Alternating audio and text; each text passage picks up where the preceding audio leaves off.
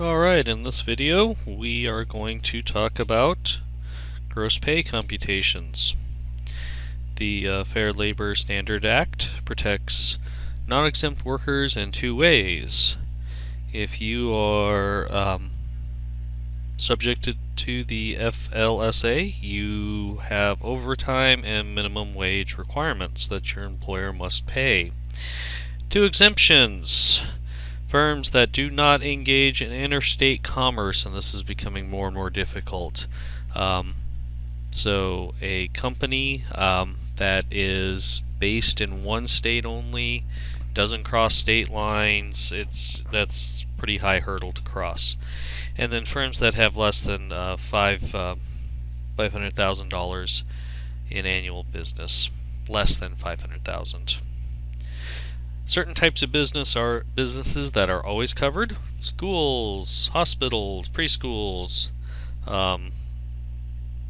government agencies, domestic workers, if they earn over $2,000 per year.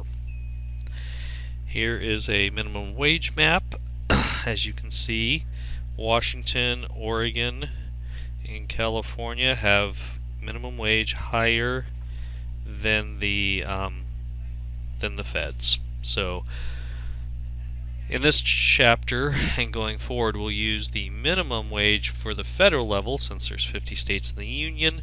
However, be aware Washington, Oregon, and California have higher minimum wages. So here we have a employee. So this employer's annual revenue is less than $500,000. It's only $750,000, and has no interstate commerce. Wyoming has a minimum wage of $5.15 an hour. So 1 hour or 1 work week, 40 hours times $5.15 an hour, you get $206. Chris is in Washington, D.C. Washington, D.C. has a higher minimum wage for the District of Columbia, $11.50. So in a 2-week period, and we're going to assume that the hours were split evenly, that there was not a 1 week where he worked more than 40 and then the next week it was lower than that. Anyways, 75 hours times $11.50 an hour, $862.50. Tipped employees. Under the Fair Labor Standard Act, if employees are tipped, employers can pay them $2.13 as long as total tips and the $2.13 exceeds the federal minimum wage of $7.25. All tips that are collected are property of the employee. Employer is prohibited from using tips for any other purpose except employee compensation, and they can make it a multi-tip pool. So the waiter or the bussers pick up the tip, but it goes into a community jar basically, and the wait staff gets their cut, the bar gets their cut, the bussers, the dishwashers, the kitchen, they all share in this communal tip pool. And a lot of places work like that. I will say Washington and Oregon and California do not allow using a tip wage. So whatever the minimum wage is for those states, the employer has to pay that minimum wage, and then tips are on top of the minimum wage. So you must meet $7.25 for the federal level.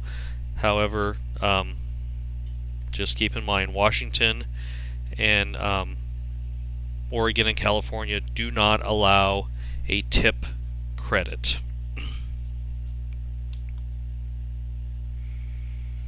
So here's an example. We're in Missouri. Missouri has a lower minimum wage. So tip minimum wage is $3.85. So the employer can pay $154 an hour. So with tips, as long as it equals the minimum wage, so minimum wage for Missouri $7.70, as long as it's the tips plus the tip wage, as long as it meets or exceeds the minimum wage, that's fine. And here's Jerry, works in Connecticut. He earns $60 in tips. Does the employer owe him a tip credit? So Connecticut allows tip credit for restaurant workers, so it's $3.72. So you figure out the gross wages with the tip credit, and then throw in the gross wage plus tips. As long as it exceeds the minimum wage, you're fine.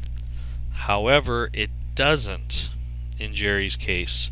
So he's well below the minimum wage, so the employer must make up the difference, and that's what it comes down to. Again, this is something you will not deal with within Washington, Oregon, or California. And I'll find a problem and I'll work it out so we can see how it works. Alright, once again, thanks for watching.